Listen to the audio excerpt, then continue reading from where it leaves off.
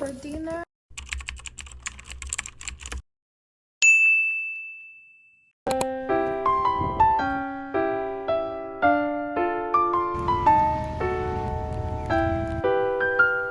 Hi everyone! Happy Friday! Andito ako sa Oslo City. Minute ko kasi si Kuya Jepoy dun sa my pier. Kasi may binigay siya sa aking salmon. Mga taba. Alam niyo naman, paborito natin ang mga taba. But yeah, natatawa lang ako kasi nakalagay siya sa see-through na bag. Tapos wala akong lalagyan kasi maliit lang yung dala kong bag. Buti na lang meron akong bowler dito. Ayun o. Yung bag nung binili kong tinapay. Buti nasaan na ba ako? I'm not familiar with this place.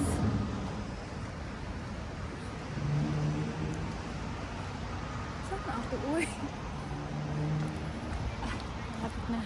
So yun na nga, see-through yung lalagyan niya. Kitang-kita yung salmon doon sa loob. Bit-bit ko siya. So dito ko siya nilagay. Diyan ko siya nilagay. Oh, buti na lang. Hindi ko pa natatapon yung at may wallet ako. Nagkasya naman. Diba? Nakakahiya kasi may bit-bit ako salmon. Hindi ako familiar sa place na. But yeah, ayan, nakasurvive naman yung ating salmon. Hindi siya kita. But yeah. Thank you Kuya Jepoy sa salmon. Kasi nagtatrabaho siya sa ano ata, parang factory ng mga salmon.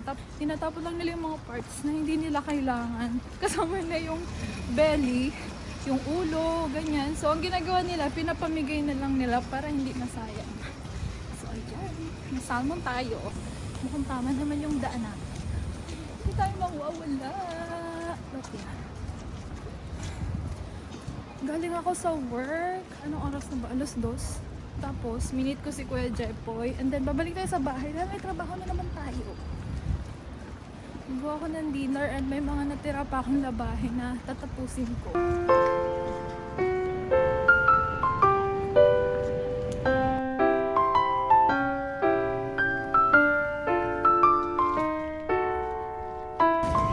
Guys, Christmas na oh.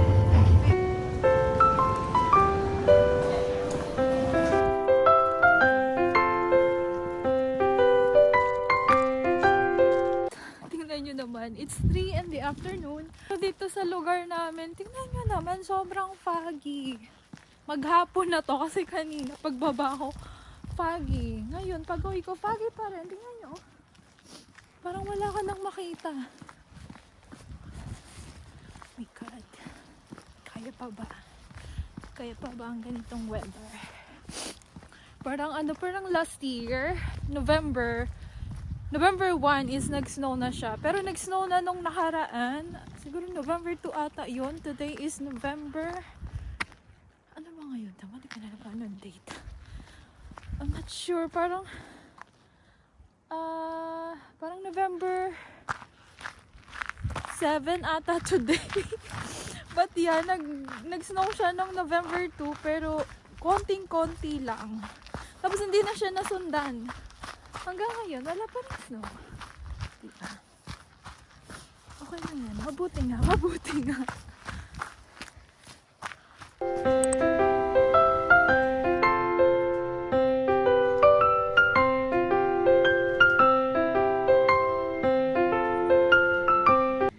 Hi guys. Kadarating ko lang ng bahay and naglalagay ako ng munggo kasi nag-grave ako ng munggo.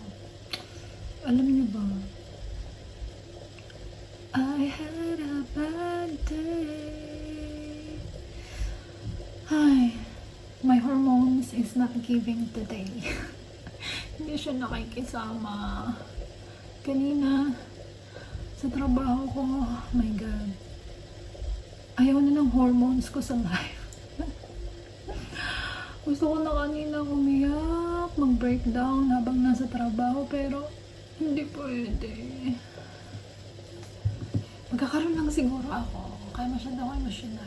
Yung hormones ko parang, Pagod na sa life niya. Pero ayoko na ng ganitong life. Ayoko na. Hindi ko na alam. Napapagod na ako. Ngayong araw lang to. I'm just having a bad day. Okay lang yan, mani. Bukas okay ka na.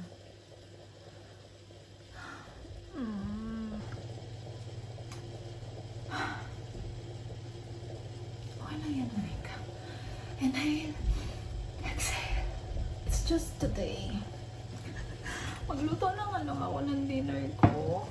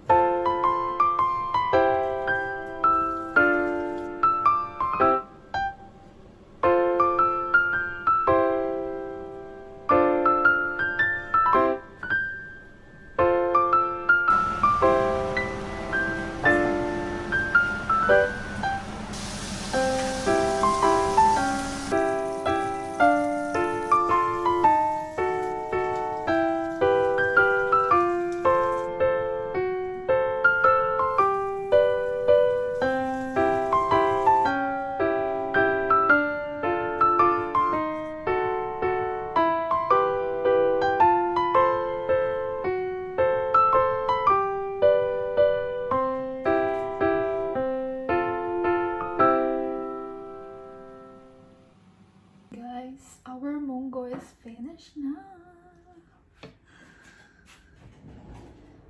Makakain na ako sa wakas. Marami tayong rice today. Diba? Kain tayo ng bongga pero sumaya-saya naman tayo today. Diba? And then, our munggo. Ay, nako, mali. Kaya today,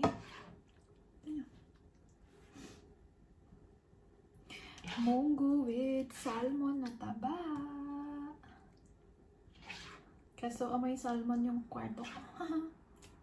Pagbigyan ng cravings. Nagugutom na ako. Look at that. And guys, meron din tayo nito. Yellow Bruce kasi magpapasko na. Usong-uso to sa mga Norwegian kapag magpapasko na. Noong una ayaw ko ng lasa niya pero ngayon nagugustuhan ko na. Unang subo, tanggal ang stress. Char. Gutom lang pala yung stress ko kanina. Tingnan guys. Naglag ako ng spare ng taba kanina nung nagpiprito ako.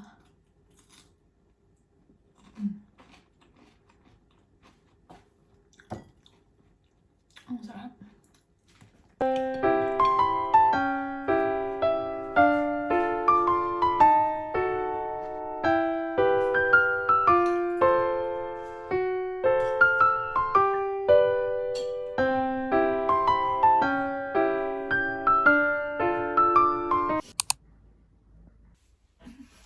Guys, good morning. Happy Sunday sa inyong lahat. Kagigising ko lang and it's 9 in the morning. Pero parang masakit yung ulo ko. Nasobrahan ata ako sa food kagabi. Alam niyo ba? Naubos ko na naman yung pagkain ko kagabi. May natirang konting munggo. Sabi ko, leftover for today, sana kakainin ko. Pero, pagdating na naman ng 10 in the evening, ay hindi, parang mga 11, nagutom na naman ako.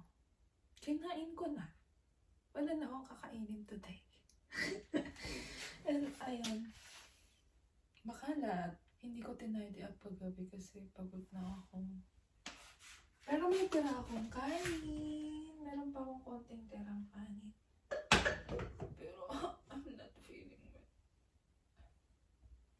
Ayusin ko muna to para mag-breakfast na me. Para inuman ko na ng gamot at hindi pa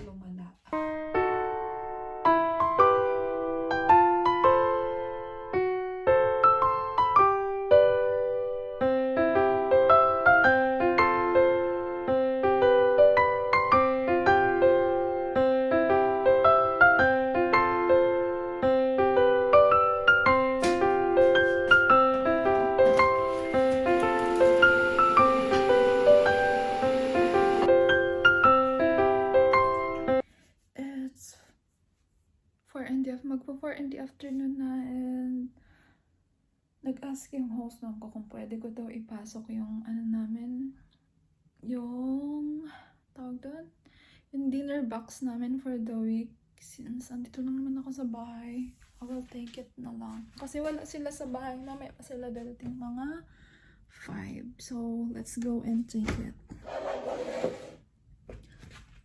Pagod ako.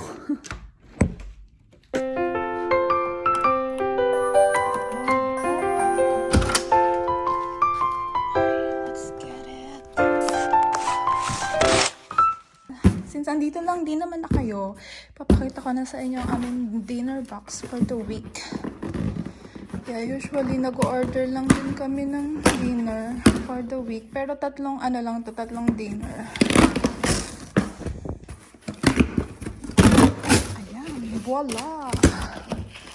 That's our dinner. So, papasok ko lang to sa fridge. Ayan, gulay-gulay.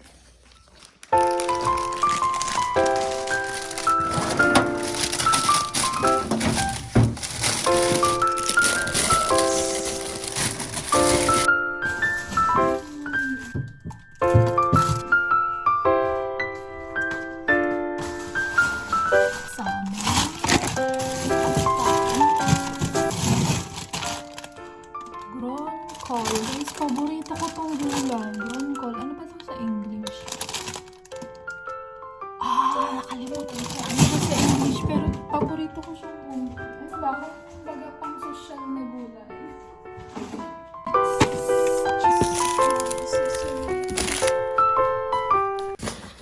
So, what are we having for dinner? This one. And then, we're gonna have this. This one, my favorite. Yeah. I'm just gonna put it there. The basura, we have to take this. Throw it away. Yan, marami akong basura ang itatapon bukas. Pala kayo dyan. And then this box is mine. Mine kasi ako ang magtatapon yan, syempre. I turn off the lights. Okay. I think it's Father's Day today dito sa Norway. November. Ano ba ngayon? November 10, I think. But yeah. November yung Father's Day nila dito. Samantalang sa atin sa Pinas, di ba? Parang ating June, July? Hindi ko alam. Hindi naman kasi ako nag-celebrate ng Father's Day. But yeah, let's start! Alam mo naman. Oh, diba guys? Yes, it's, it's 4 na, pero hindi ko pa na-empty yung aking dishwasher. Baka gusto nyo i-empty, no? Tulungan nyo ako, char. So yeah, magkayat na tayo ng ating pancit. Ay, may line pala ako. Siyempre. Hindi mo walang kalamansi sa akin. Yeah, magigisa ako ng pork. It's scary. It's scary na naman. Mamaya na lang. I-cut muna natin sila lahat and everything. Ano ba talaga? Ay, mahirap talaga magkasakit sa abroad. Walang mag-aasikaso sa abroad. Ganun ako mag-isa ka lang. Diba? Tamad sana ako magluto kasi ayoko naman matulog nung I'm so hungry. Nag-craving kasi ako ng pancit. So, i-push na natin yan. Going to use this.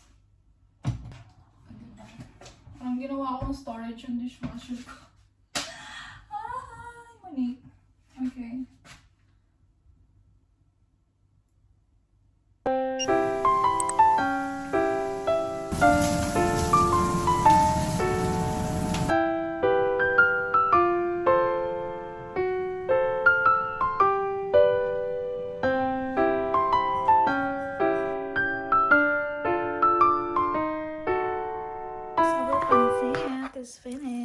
Hindi ko alam kung mukha ba siyang pansit.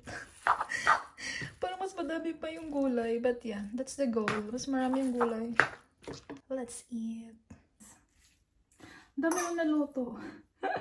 Sabi ko kasi, half lang yung lulutuin ko. Kaso naasar ako kasi ang hirap i-half nung pansit kanina. Nung noodles. So, nilahat ko na siya.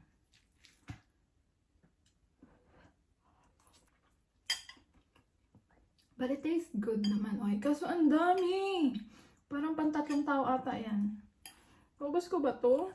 Hindi ko sure. Baka mamaya ubus ko yan. But yeah, guys. Yun lang. That's all for our weekend vlog. Please like, share, and subscribe. Kung gusto nyo lang naman. Bye! Mwah!